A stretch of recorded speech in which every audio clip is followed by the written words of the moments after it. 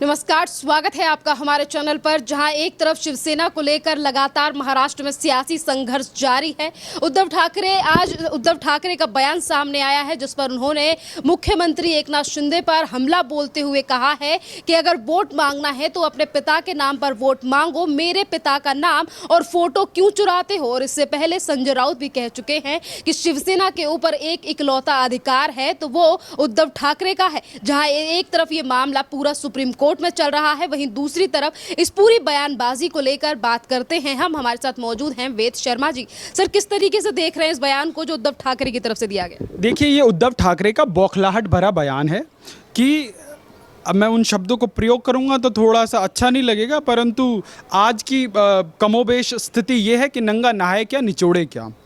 जो लोग खुद दुनिया भर के अंदर अपनी जो है दादागिरी दिखाते थे, अपनी राजनीति चमकाते थे और उसके बाद मराठी अस्मिता के इकलौते ठेकेदार बने घूमते थे, आज उन्होंने जो है वीर सावरकर को गाली देने वाले लोगों के सामने ले जाकर जो है स्वर्गीय बाला साहब का जो है संघर्ष बेच दिया। बाला साहब के जीवन भर की राजनीति की अगर नीलामी करी तो किसने करी? उद्धव ठाकरे ने करी। और उसके बाद जो व्यक्ति खुद अपने से बड़ी फोटो नरेंद्र मोदी की लगा के चुनाव लड़ा 2019 में, और वो व्यक्ति कहता है कि अपने बाप की फोटो लगा के चुनाव लड़ो। भाई, आप भी लड़ लेते, 2014 में लड़े तो थे, फिर भाजपा की जूठन खाने के लिए आना पड़ा आपको।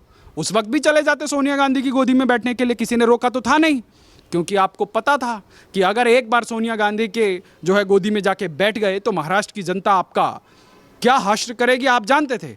परंतु एक ठेकेदार आया दिल्ली से, उसने आपको सपने दिखाए, बोला बेटा अपने नाम पे और चुनाव लड़ोगे तो जो है 2 दर्जन विधायक भी आने मुश्किल होंगे। आप एक काम करो, मोदी के नाम पे चुनाव लड़ लो, क्योंकि मोदी के नाम से तो सब जीत रहे हैं। अगर वैतरणी पार करनी है तो मोदी का सहारा लेना पड़ेगा। मोदी के नाम से लड़ लोगे, उसके बाद जो है ब्लैकमेल कर लेना, क्योंकि 2014 में भी ये एपिसोड कर चुके थे। बैकग्राउंड में किसी और के साथ सब जो है गठबंधन और जो है उधर भाजपा के साथ नेगोशिएशन। परंतु जनता तो भोली है, पर जनता को पता था क्या सही है क्या गलत है, और आखिर में आना पड़ा वही भाजपा की शरण में। और जब 2019 में अगर भाजपा के नाम अगर नरेंद्र मोदी की फोटो ना लगी होती ना, तो शिवसेना के 2 सांसद भी नहीं आते। आप सोचिए, 2019 का लोकसभा चुनाव रिजल्ट आया बड़ा शानदार, 2 से 19 सांसद पाने वाली शिवसेना का मुंह लटका हुआ था। पता है क्यों? क्योंकि इनको लगता था कि भाजपा सिंगल लार्जेस्ट पार्टी तो बन जाएगी, परंतु इनके और वो जो बिहार वाले एक चिचा हैं, उनके समर्थन के बिना सरकार नहीं बनेगी। फिर ये जो है नरेंद्र मोदी को नेगोशिएट करने की कोशिश करेंगे कि भैया हमें तो जो है कोई सेक्युलर प्राइम मिनिस्टर चाहिए। इनके एजेंडे के जो है ताश के पत्ते सारे बिखर गए। तो 2 से 19 सांसद पाने वाली पार्टी का तो चेहरा जो है बड़ा हंसमुख होना चाहिए था, खुश होना चाहिए था, एक्साइटमेंट होनी चाहिए थी, परंतु इनके चेहरे ऐसे सड़े हुए बैंगन की तरह लटके हुए थे। देश की जनता ने देखा है।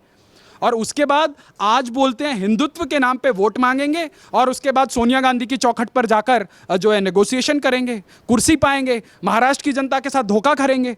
अरे भाई, आप इतने ही बड़े हिंदुत्ववादी थे तो 140 सीटों पे चुनाव लड़े थे ना, कितने विधायक आए?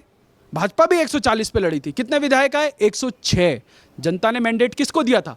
जनता ने मैंडेट इसी गठबंधन को दिया था। परंतु आपने और आपकी जो ठसक है, जो आपका घमंड है, अगर आप इतने काबिल होते और आपके पिताजी की आप लेगेसी के उतने बड़े उत्तराधिकारी होते तो आपकी अकेले के दम पे 2014 में सरकार आ जानी चाहिए थी। क्यों नहीं आई?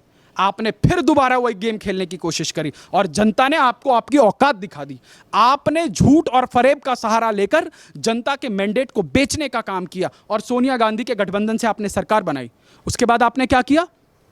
पूरी महाराष्ट्र कोविड में त्राहिमाम करती रही और आप उस मातोश्री से निकलने की जहमत नहीं उठा पाए। और उसके बाद आपने क्या किया? आपके ही नाक के नीचे महाराष्ट्र के अंदर ड्रग का कार्टेल फलता फूलता रहा। बॉलीवुड के अंदर एक उभरते सितारे को मार दिया गया। आपने क्या किया? 3 महीने तक एक एफआईआर नहीं होने दी। आपने बॉलीवुड के साथ नेगोशिएट करके ट्वीट खेलना शुरू किया। काम आपने एक धेले का नहीं किया, पर पीआर एजेंसीज के माध्यम से ट्विटर पर वर्ल्ड्स बेस्ट चीफ मिनिस्टर। और तो सोचिए, मतलब इंतहा देखिए, दोगलेपन की पराकाष्ठा देखिए। वो एक संजय राउत, इतिहास गवाह है, किसी को भी कलयुग सतयुग त्रेता द्वापर कहीं पे भी उठा लीजिए, डुबाने वाला संजय ही था। आज भी संजय ने ही डुबाया। अपनी पत्रिका के लिए जो है एडिटोरियल लिखा जा रहा है, इंटरव्यू किया जा रहा है, पूछा जा रहा है कि उद्धव जी आप अगर मुख्यमंत्री नहीं होते तो क्या होते? उद्धव जी भी कह रहे जी मैं डॉक्टर होता। ओहो हो, बस देश को एक और वैक्सीन मिलने से रह गया। नहीं तो उद्धव जी डॉक्टर होते, उद्धव जी साइंटिस्ट होते और वैक्सीन का टीका सबसे पहले महाराष्ट्र की जनता को लगता। पूरे विश्व में हो सकता है इनको जो है विश्व का कोई सबसे बड़ा पुरस्कार भी मिल जाता WHO से। आप सोच सकते हैं आत्ममुग्धता की पराकाष्ठा इससे ऊपर कुछ हो सकती है? अरे भाई, जो लोग जिंदगी भर बाला साहब का अपमान करते रहे, जो लोग जो है मराठी प्रतीकों का अपमान करते रहे, आप उनके सामने जाके कैसे झुक सकते हैं? और आप तो हिंदुत्व की ठेकेदारी करते हैं। उधर मुसलमानों के जो है मुसलमानों के लिए जातिगत आरक्षण की मांग की जा रही है। और किसके साथ गठबंधन करते हैं? भाजपा को हराने के लिए राज्यसभा में भाजपा के कैंडिडेट को हराने के लिए AIMIM से गठबंधन करते हैं, जो दिन रात पानी पी पी कर जो है भगवान राम का अपमान करते हैं, हमारी जो है आराध्य देवी देवताओं का अपमान करते हैं। इन लोगों को नींद कैसे आती है? ये लोग शाम को घर आके जो है अपना चेहरा आईने में कैसे देखते हैं? आप सोचिए, कितना ही बड़ा चोर होता है ना, वो भी रात को आके ये अपने अंदर एक विश्लेषण करता है कि यार नहीं, मैं गलत कर रहा हूं। परंतु ये उस प्रकार के चोर हैं कि चोरी भी करेंगे और सीना जोरी भी करेंगे, और उसके बाद कहेंगे जी हम तो पाक साफ हैं। और उसके बाद वो देखो वो क्या लिख रहा है, वो हारमोनियम बजाने वाला संजय राउत कह रहा है कि छुरा घोपा गया। अरे भाई, 2019 में तुमने छुरा घोपा भाजपा के पीठ पे, महाराष्ट्र की जनता के पीठ पे, वो याद है कि नहीं है? Now he is getting the test of his own medicine. और ये कोई छुरा नहीं घोपा गया है, ये उसकी पार्टी के लोगों की अंतरात्मा जाग गई है। अब आप सोचिए, महाविकास आघाड़ी की सरकार है, महाराष्ट्र के अंदर अकूत तरीके से लूट हो रही है।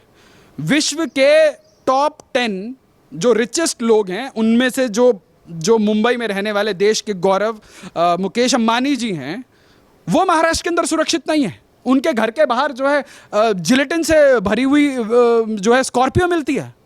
और ये भाई साहब क्या कर रहे हैं? क्या कर रहे हैं? आप सोचिए, महाराष्ट्र के अंदर साधुओं को पीट पीट कर मार दिया गया, इनकी सरकार ने FIR की,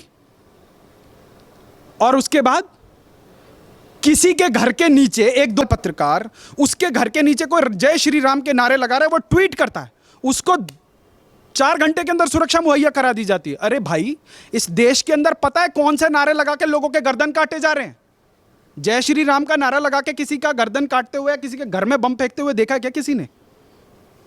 और अपने आप को स्वघोषित हिंदू हृदय सम्राट की लेगेसी क्लेम करने वाले श्री श्री 1008 उद्धव ठाकरे जी महाराज कह रहे हैं कि अपनी बाप की फोटो लगा के। भाई साहब, अगर नरेंद्र मोदी की फोटो नहीं लगाई होती ना, तो ये जो आज 56 विधायक लेके घूम रहे थे, अभी जो थोड़े दिन पहले सोनिया गांधी जी के चरणों में और शरद पवार के चरणों में बैठ के सत्ता की मलाई चाट रहे थे, ये नहीं मिलती। और अब ये जो सरकार बन गई, ये बन गई। देखिए, ठाकरे परिवार का एक रुतबा हुआ करता था महाराष्ट्र के अंदर, महाराष्ट्र नहीं पूरे देश में हुआ करता था, और वो रुतबा बाला साहब ने पैदा किया था। और बाला साहब जैसे लोग इतिहास में एक बार पैदा होते हैं। परंतु सबसे बड़ी भूल उद्धव ठाकरे की, ये उद्धव ठाकरे ने सोच लिया मैं ही बाला साहब हूं। वो बोलता है ना, कभी तो लगता है अपुनिच भगवान है, तो इनको भी ये लगा कि अपुनिच बाला साहेब है। परंतु बाला साहेब और उद्धव साहेब में बहुत फर्क है, और ये महाराष्ट्र की जनता जानती है। हिंदू हृदय सम्राट बाला साहब ठाकरे की बात करें तो हम उनके नाम को लेकर लगातार राजनीति दिखाई दे रही है। एक तरफ उद्धव ठाकरे ये कह रहे हैं कि एक नाथ शिंदे बाला साहब ठाकरे की फोटो का इस्तेमाल ना करें, तो वहीं दूसरी तरफ शिवसेना को लेकर भी ये कहा जा रहा है कि शिवसेना के ऊपर अगर किसी का अधिकार है तो वो उद्धव ठाकरे का है। ये बात संजय राउत ने कही, और वहीं इस मामले के खिलाफ जा भी चुकी है शिवसेना, यानी कि उद्धव ठाकरे की जो टीम है वो जा चुकी है सुप्रीम कोर्ट में। देखिए, उद्धव ठाकरे को लगता है कि ये जो उनकी शिवसेना है, ये प्राइवेट लिमिटेड कंपनी है। आपको पता है, जब ये मुख्यमंत्री बनाने की जो है जोड़ तोड़ जो जद्दोजहद चल रही थी उद्धव जी के मन में, तब ये चाहते थे कि उनका बेबी पेंगुइन जो है मुख्यमंत्री बने। अब आप सोचिए, उस पार्टी के अंदर पिछले 40 साल से अपने जो है झोला उठाकर, दरी बिछाकर पार्टी को यहाँ तक पहुँचाने वाले जो है 50-50, 60-60 साल के नेता हो गए, जिन्होंने पार्टी को यहाँ तक खड़ा किया, उनकी कोई भी साथ नहीं है।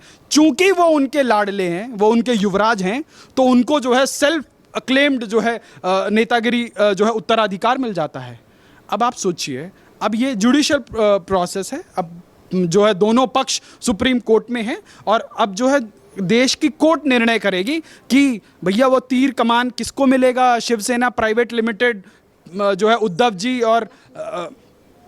जी और जो है आदित्य जी को क्या मिलेगा वो देश की जो है सुप्रीम कोर्ट निर्णय करेगी। परंतु आज अगर इनका पार्टी के ऊपर इतना होल्ड होता तो आज जो है 19 में से 14 सांसद एक तरफ नहीं चले गए होते, आज जो है 56 में से जो है 42-43 जो है विधायक नहीं चले गए होते।